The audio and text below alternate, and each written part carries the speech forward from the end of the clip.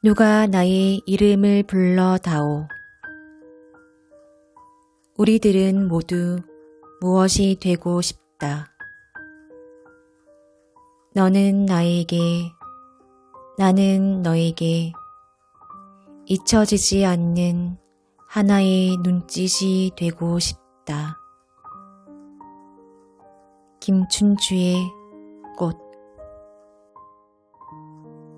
한국계이면서 프랑스로 입양된 주인공인 문주이자 나나. 그녀의 이런 상황을 다큐멘터리로 찍고자 하는 서영 그리고 소율, 은.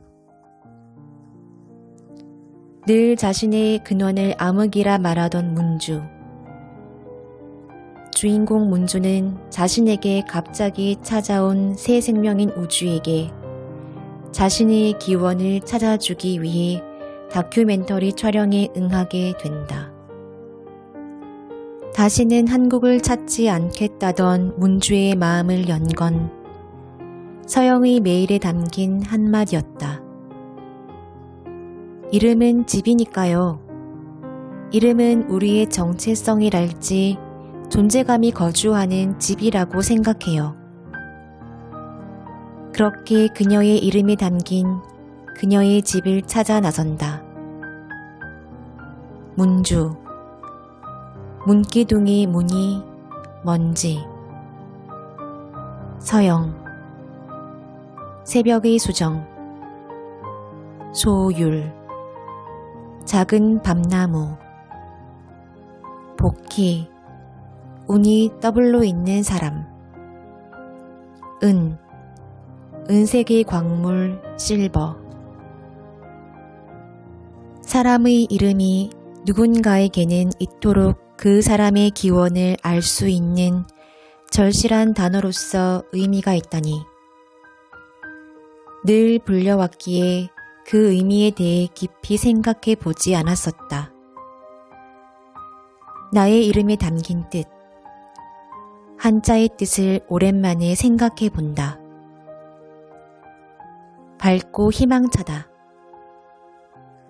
돌아보면 늘 밝고 희망찬 인생은 아니었는데. 하지만 다시 생각해 보면 나의 이름처럼 넘어지면 다시 웃으면서 일어났고 또 넘어져도 다시 일어나기를 반복했던 것 같다.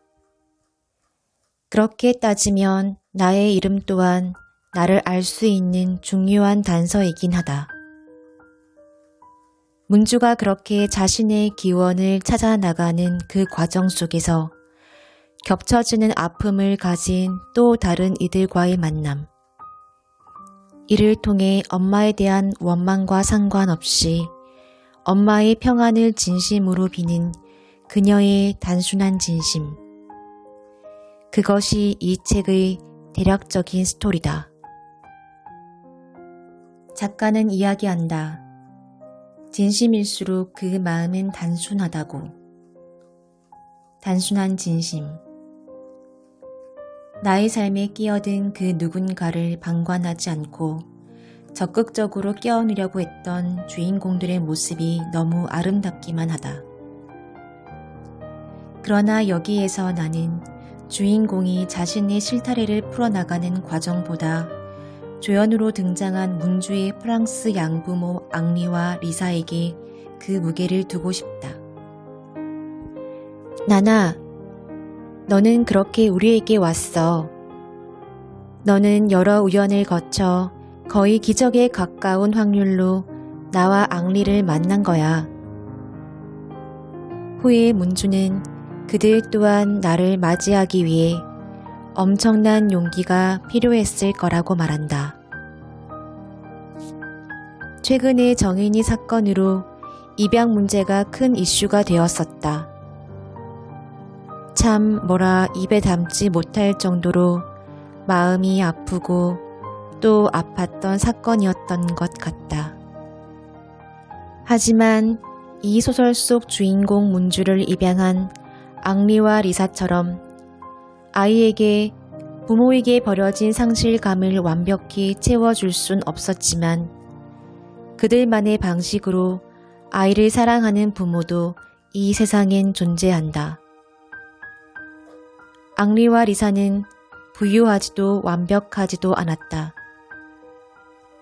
문주의 양아버지인 앙리는 독립영화를 만들어 상영시키기 위해 평생을 바쳐왔지만 결국 그의 꿈은 이루지 못한 채 눈을 감았다.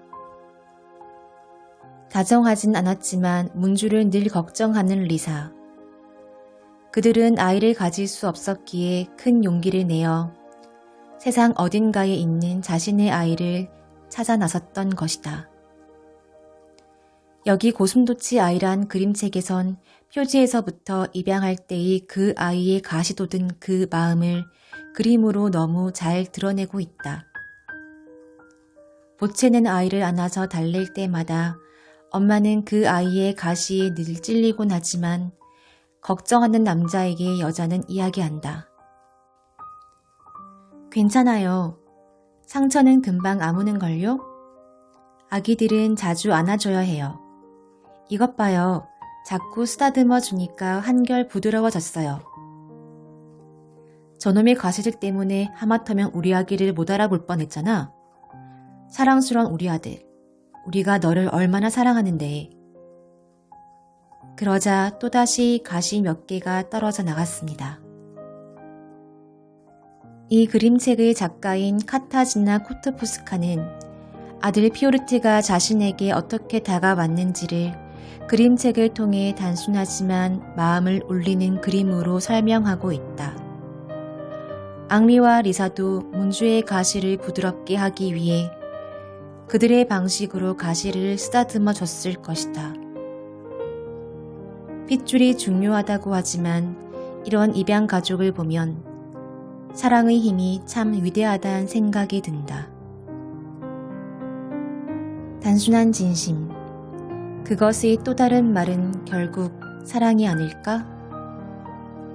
단순한 진심으로 도움이 필요한 누군가를 내 삶으로 끌어들이고 가시를 보듬어 주는 것.